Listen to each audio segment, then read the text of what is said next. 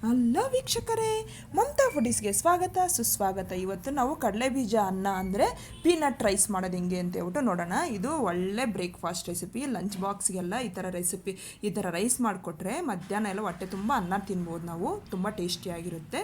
ಬನ್ನಿ ಇದು ಹೆಂಗೆ ಮಾಡೋದು ಅಂತ ಹೇಳ್ಬಿಟ್ಟು ನೋಡೋಣ. ಇದು ಬೇಕಾಗಿರೋ ಇಂಗ್ರೀಡಿಯೆಂಟ್ಸು. ಫಸ್ಟ್ ಟೈಮ್ ನೀವು ನನ್ನ ಚಾನಲ್ ನೋಡೋದಾದರೆ ಪ್ಲೀಸ್ ಸಬ್ಸ್ಕ್ರೈಬ್ ಮಾಡ್ಕೊಳ್ಳಿ. ಈ ಒಂದು ಪ್ಯಾನ್ ತೊಗೊಂಡೋದಕ್ಕೆ ಹುರಿದು ಸಿಪ್ಪೆ ತೆಗೆದಿರೋ ಅಂಥ ಕಡಲೆ ಬೀಜ 1 ಟೇಬಲ್ ಸ್ಪೂನು, ಸ್ವಲ್ಪ ಒಣಗಿರೋ ಕೊಬ್ಬರಿ ಒಂದು ಸ್ವಲ್ಪ ತೊಗೋಬೇಕು, 3 ಇಂದ 4 ಒಣಮೆಣ್ಸಿನ್ಕಾಯಿ, ಒಂದು ಸ್ವಲ್ಪ ಜೀರಿಗೆ ಅಂದರೆ ಒಂದು ಅರ್ಧ ಟೀ ಸ್ಪೂನಷ್ಟು ತೊಗೊಂಡ್ರೆ ಆಯಿತು.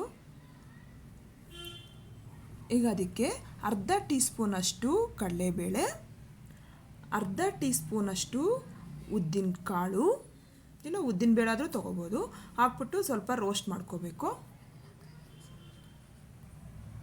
ನಾವು ಕೈಯಲ್ಲಿ ನೋಡಿಕೊಂಡು ಹಾಕಿದ್ರೂ ಆಯಿತು ಕಾಳುಗಳೆಲ್ಲ. ಇದು ಬಿಳಿ ಎಳ್ಳು ಅರ್ಧ ಟೀ ಸ್ಪೂನಷ್ಟು ಹಾಕ್ತಾಯಿದ್ದೀನಿ.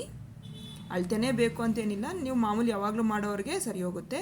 ನಾವು ಹೊಸ್ದಾಗಿ ಮಾಡೋರಿಗೆ ಸ್ವಲ್ಪ ಮೆಜರ್ಮೆಂಟ್ ಇದ್ದರೆ ಸರಿ ಹೋಗುತ್ತೆ ಅಂತ. ಇದನ್ನೆಲ್ಲ ಒಂದು ಜಾರ್ಗೆ ತೊಗೊಂಡು ನೀಟಾಗಿ ಪೌಡ್ರ್ ಮಾಡ್ಕೋಬೇಕು. ಈ ಥರ ತರಿತರಿಯಾಗಿದ್ರೂ ಏನು ಪರವಾಗಿಲ್ಲ, ತುಂಬ ತರಿ ಬೇಡ, ನೋಡ್ಕೊಂಡು ಮಾಡ್ಕೋಬೇಕು ನಾವು. ಈಗ ಒಂದು ಕಡಾಯಿ ತೊಗೊಂಡು ಅದಕ್ಕೆ 2 ಟೇಬಲ್ ಸ್ಪೂನ್ ಎಣ್ಣೆ ಹಾಕಿ ಅದಕ್ಕೆ ಒಂದು ಸ್ವಲ್ಪ ಸಾಸಿವೆ ಹಾಕ್ಕೊಂಡು ಕಡಲೆ ಬೀಜನ 1 ಟೇಬಲ್ ಸ್ಪೂನಷ್ಟು ಕಡಲೆ ಬೀಜ ಹಾಕ್ಕೊಂಡು ಚೆನ್ನಾಗಿ ರೋಸ್ಟ್ ಮಾಡ್ಕೋಬೇಕು. ಅದು ಕಡಲೆ ಬೀಜ ಸಿಪ್ಪೆ ಹೊಡೆಯುತ್ತಲ್ಲ ಆವಾಗ ಚೆನ್ನಾಗಿ ಹುರಿದಿದೆ ಅಂತ ಆಗುತ್ತೆ. ಈಗ ಅದಕ್ಕೆ ಒಂದು ಸ್ವಲ್ಪ ಕಡಲೆಬೇಳೆ, ಸ್ವಲ್ಪ ಉದ್ದಿನ ಕಾಳು, ಒಂದು ಸ್ವಲ್ಪ ಕರಿಬೇವು ಹಾಕ್ಬಿಟ್ಟು ಒಂದು ಸ್ವಲ್ಪ ನಾವು ಮಿಕ್ಸ್ ಮಾಡ್ಕೋಬೇಕು.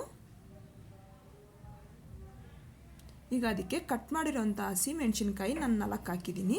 ನೀವು ನೋಡ್ಕೊಂಡು ಹಾಕಿ, ನಿಮಗೆ ಖಾರ ಎಷ್ಟು ಬೇಕೋ ಅಷ್ಟು. ಅದಕ್ಕೆ ಈಗ ಅನ್ನ ನಾವು ರೆಡಿ ಮಾಡ್ಕೊಂಡಿದ್ದೀವಲ್ವ, ಅನ್ನನ ಹಾಕಿ ಒಂದು ಕಪ್ಪಷ್ಟು ಅನ್ನ ಹಾಕ್ಕೊಳ್ತಾ ಇದ್ದೀನಿ ನಾನು. ಉಳಿದಿರೋ ಅನ್ನದ್ರಲ್ಲೂ ಇದೇ ಥರ ಮಾಡ್ಕೋಬೋದು ನಾವು. ಹಾಕ್ಬಿಟ್ಟು ಅನ್ನನ ಅದು ನಾವು ಪುಡಿ ಮಾಡ್ಕೊಂಡಿದ್ವಲ್ಲ ಆ ಪುಡಿನ ಹಾಕಿ ಎಲ್ಲ ಒಂಚೂರು ಮಿಕ್ಸ್ ಮಾಡ್ಕೋಬೇಕು. ಈಗೆಲ್ಲ ಮಿಕ್ಸ್ ಆಗಿದೆಯಲ್ಲ, ಈಗ ಮಿಕ್ಸ್ ಆದಮೇಲೆ ಲಿಡ್ ಕ್ಲೋಸ್ ಮಾಡಿ ಲೋ ಫ್ಲೇಮಲ್ಲಿ ಒಂದು 5 ನಿಮಿಷ ಹೀಟ್ ಮಾಡ್ಕೋಬೇಕು, ಬಿಸಿ ಮಾಡ್ಕೋಬೇಕು. ಅದು ಈಗ ಆಗಿದೆ, ಲಿಡ್ ತೆಗ್ದಿದ್ದೀನಿ ನಾನು. ಇಷ್ಟೇ ಆಯಿತು. ಈಗ ಅದಕ್ಕೊಂದು ಸ್ವಲ್ಪ ಕೊತ್ತಂಬರಿ ಸೊಪ್ಪು ಹಾಕ್ಬಿಟ್ಟು ಒಂದು ಸ್ವಲ್ಪ ಮಿಕ್ಸ್ ಮಾಡಿಕೊಂಡು ಸ್ಟೌವಿಂದ ಕೆಳಗಡೆ ಇಳಿಸ್ಕೊಂಡ್ರೆ ಆಯಿತು. ಇಷ್ಟೇ. ನಾನು ಸರ್ವಿಂಗ್ ಪ್ಲೇಟ್ಗೆ ಸರ್ವ್ ಮಾಡ್ಕೊತಾ ಇದ್ದೀನಿ. ನೀವು ಮನೇಲಿ ಟ್ರೈ ಮಾಡಿ, ಲಂಚ್ ಬಾಕ್ಸ್ಗೆಲ್ಲ ಈ ಥರ ಮಾಡಿಕೊಡಿ.